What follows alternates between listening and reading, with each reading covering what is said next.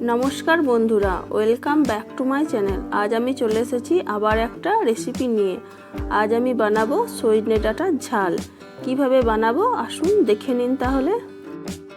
आमी 300 ग्राम सजने डाटा केटे छाड़िए जल दिए धुए परिष्कार करे निয়েছি। आमी ओभेने একটা কড়াই বসিয়ে দিয়েছি। এর মধ্যে 1 গ্লাস জল দিয়ে দিলাম, হাফ চামচ লবণ দিয়ে দিলাম। এবার আমি জলটা ফুটিয়ে নেব। একটা ঢাকনা ঢেকে দিলাম। আমি আবার 2 মিনিট পর ফিরে এলাম। জলটা ফুটে উঠেছে। এবার পরিষ্কার করে রাখা সজনে ডাটাগুলো এই জলের মধ্যে দিয়ে দিলাম। একটু নাড়াচাড়া করে ভালোভাবে ডুবিয়ে দিলাম জলের মধ্যে। আবার 5 মিনিটের জন্য একটা ঢাকনাটা দিয়ে দিলাম। আমি আবার 5 মিনিট পর ফিরে এলাম। এবার আমি জল থেকে ডাটাগুলো ছেঁকে নেব। আমি ওভেনে একটা তাওয়া বসিয়ে দিয়েছি। এর মধ্যে 1 চামচ সরিষার তেল দিয়ে দিলাম, হাফ চামচ কালো সরিষা দিয়ে দিলাম। এবার একটু নাড়াচাড়া করে ভেজে নেব।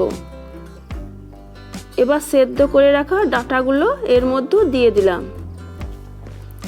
হাফ চামচ শুকনো লঙ্কার গুঁড়ো ও হাফ চামচ হলুদ দিয়ে দিলাম।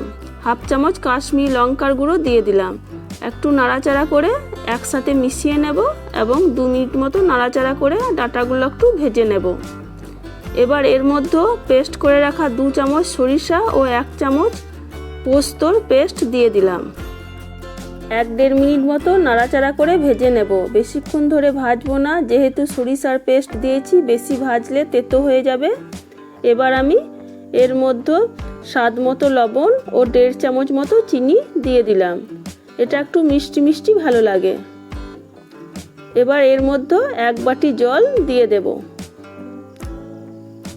এবার ভালোভাবে নাড়াচাড়া করে জলের সাথে মিশিয়ে নেব। এবার আমি 2 মিনিটের জন্য একটা ঢাকনা দিয়ে দিলাম। আমি আবার 2 মিনিট পর ফিরে এলাম। একবার নাড়াচাড়া করে নেব। মশলার সাথে ডাটাগুলো মাখো মাখো ভাব হয়ে গেছে। এবার আমি এটা নামিয়ে নেব।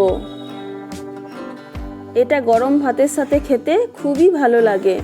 আপনারা অবশ্যই বাড়িতে এটা একবার ট্রাই করে দেখবেন।